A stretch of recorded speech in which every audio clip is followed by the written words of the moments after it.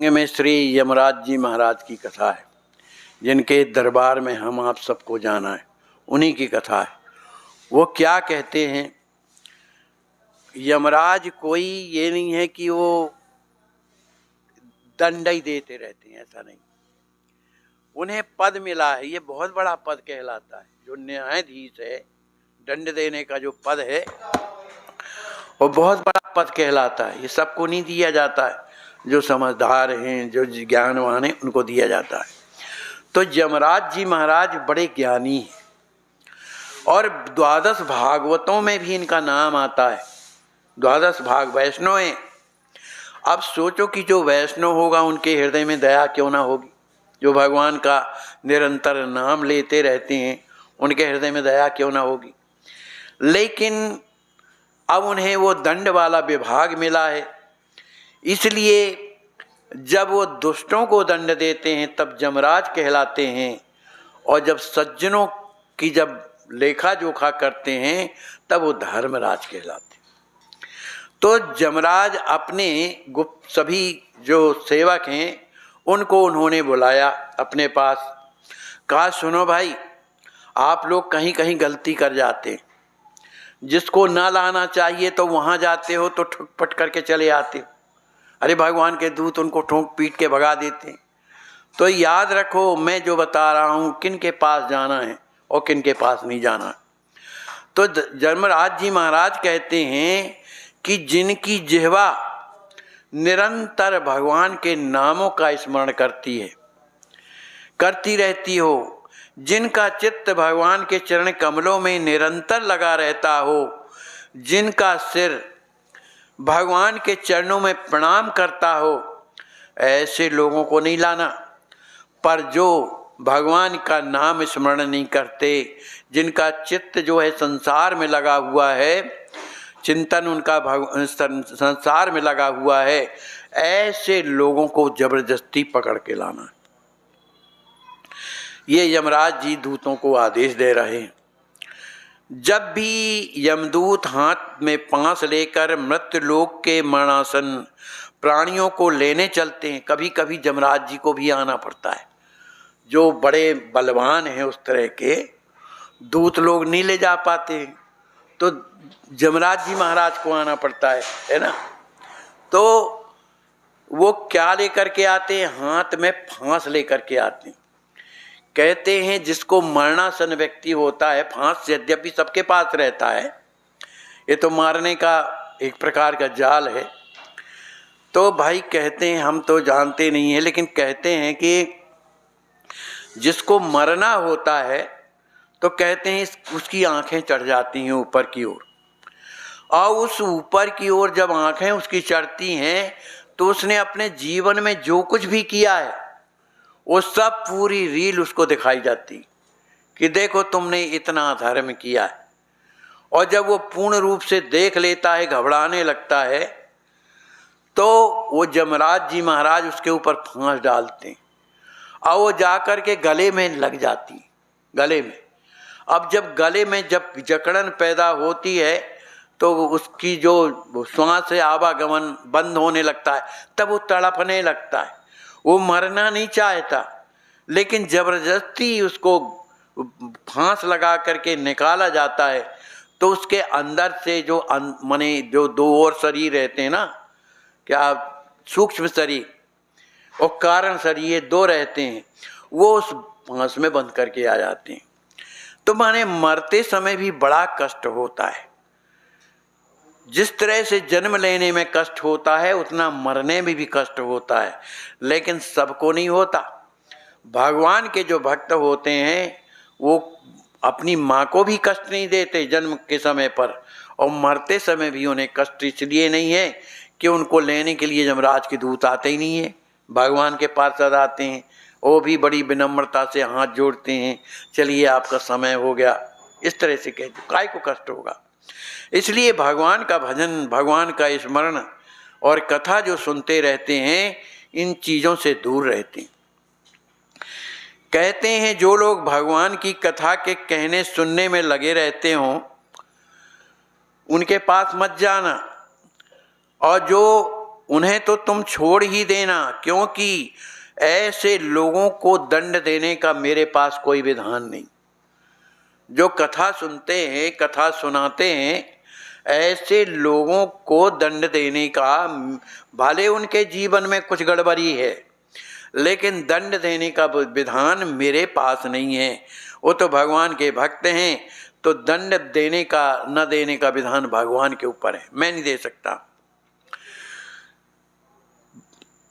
यमराज जी नित्य देव हैं। नित्य देव होने पर भी यमराज जी भगवान सूर्य नारायण के पुत्र हैं, यमराज भगवान, और उनकी एक बहन भी है यमुना। ये दोनों बहन भाई सूर्य भगवान के लड़के हैं। इनकी माता का नाम था देवी शिल्पी, जो विश्वकर्मा की पुत्री है। पुत्री जो संज्ञा, उनकी माने पुत्री का नाम था संज्ञा। संज्ञा जो है सूर्य भगवान की पत्नी है, उनसे उत्पन्न हुए हैं यमराज जी महाराज। लेकिन इनका शरीर जो है श्याम रंग का है, एकदम काला वर्ण का है, और हाथ में भयंकर जम दंड लिए रहते हैं। वो दंड अब चलेंगे तो देखेंगे कैसा है, पर कहते हैं कि वो मुगदर जैसे रहता है, और उसके दोनों तरफ जो है कांटे रहते हैं। वो एक किसी को मर तो कांटा अलग धस जाता है और खोपड़ा फट जाता है। तो दंड धारण किए रहते हैं, और उनका वाहन क्या है? भैंसा। भैंसा में चढ़ करके चलते हैं। भगवान ब्रह्मा की आज्ञा से ही प्राणियों के कर्मों के अनुसार फल का निर्णय करने जैसा कठोर कर्म उन्होंने स्वीकार किया। माने भगवान जो ब्रह्मा हैं, अब वो चूंकि विधाता हैं, सबका विधि विधान उनके पास है, तो उन्हें बताते हैं कि ये व्यक्ति ऐसा ऐसा किया है, तो फिर उस तरह का वो दंड का विधान बनाते हैं।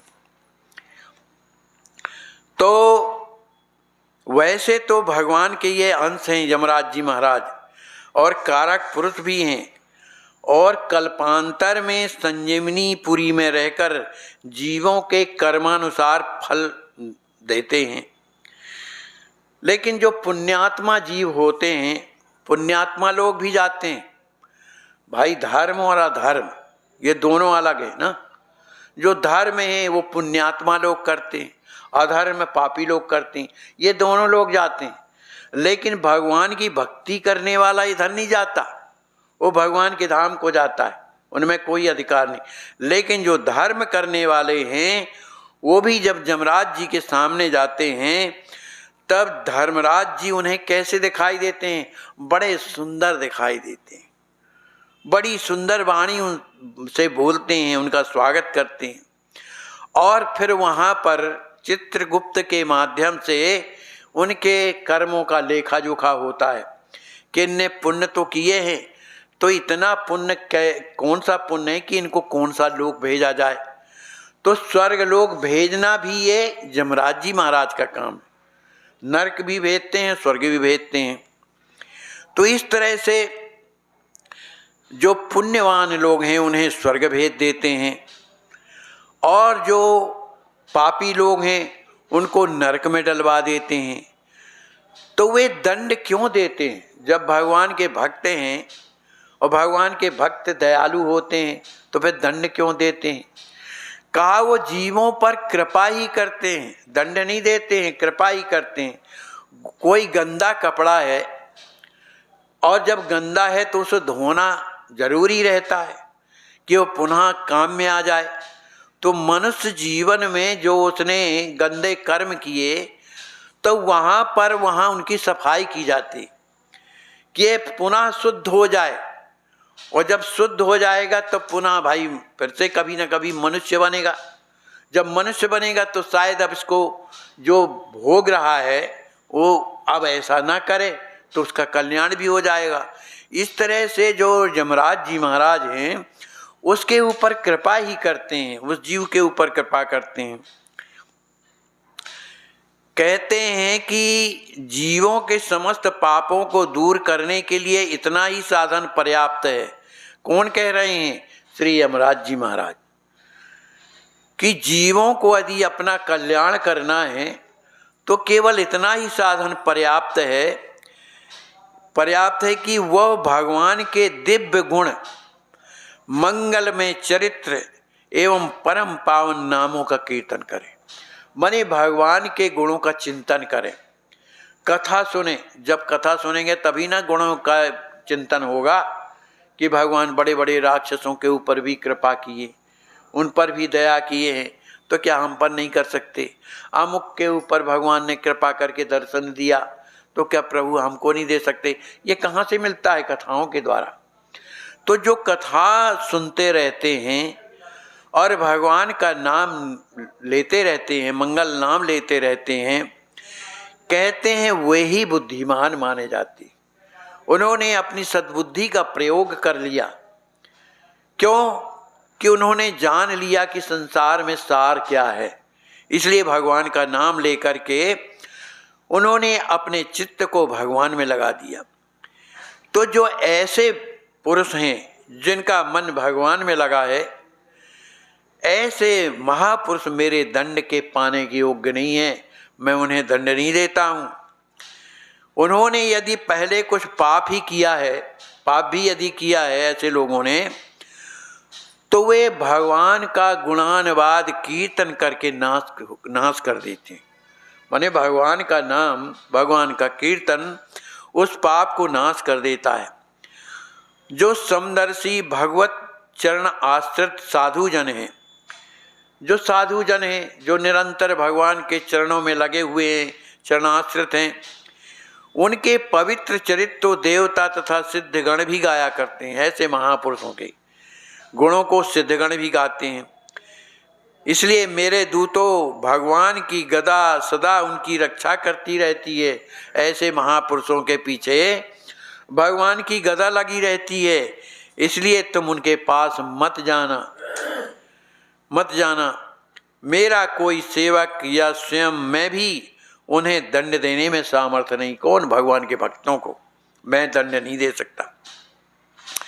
किंचित बीतराग परमहंस जन रसज्ञ होकर भगवान के चरण कमलों के जिस मकरंद में निरंतर लगे रहते हैं, जो बीतराग महात्मा है, जो संसार से परे होकर के केवल उनके हृदय में भगवान रह गए, कोई आकांक्षा नहीं, कोई कामना नहीं, ऐसे जो रसज्ञ हो गए हैं, भगवान मुकुंद के उस पादार विंद मकरंद से विमुख होकर तृष्णा के द्वारा नरक के द्वार पर घेरे में जो बंधे हैं, उन क्रोध पारायण स्त्री पुरुष असत पुरुषों को तुम लोग यहाँ लेकर के लाया करो।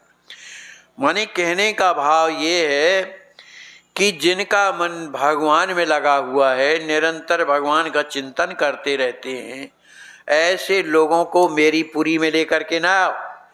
जिनका मन एकदम लड़कों में, बच्चों में, क्रोध में और संसार में निरंतर बटोरने में लगा हुआ है, जो असत पुरुष हैं, है ना, सज्जन नहीं हैं, ऐसे लोगों को इस यमपुरी में लाया करो।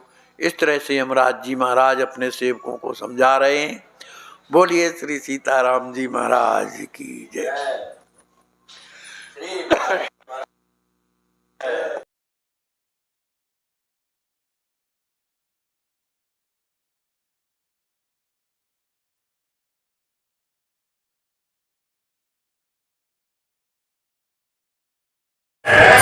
जय जय पूछ नहीं मुख तेरा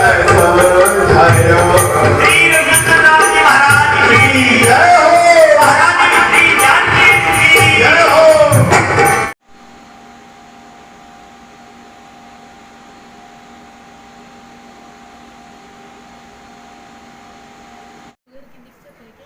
पता नहीं मैम। किसके साथ है? आपके साथ नहीं है?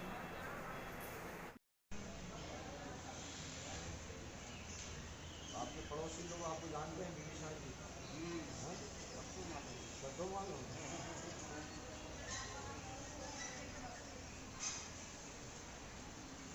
अभी एक टाइम ही दो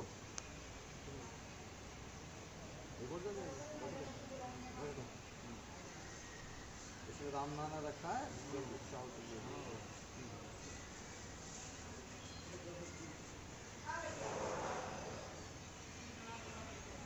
रखे देते हैं। और खीर खाएंगे? ठीक है। दीक्षित जी आपके पास रहते हैं, वो कहाँ है?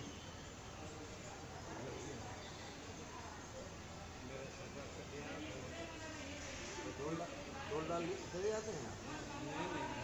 स्टेशन से गाड़ी में?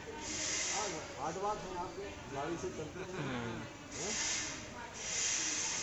दोनों कृपा करते हैं। भगवान किस लिए भेजा है? सेवा करने नहीं क्या? खूब लेटे लेटे भजन किया करो भगवान का। रखिए, माला रखिए, हम देखिए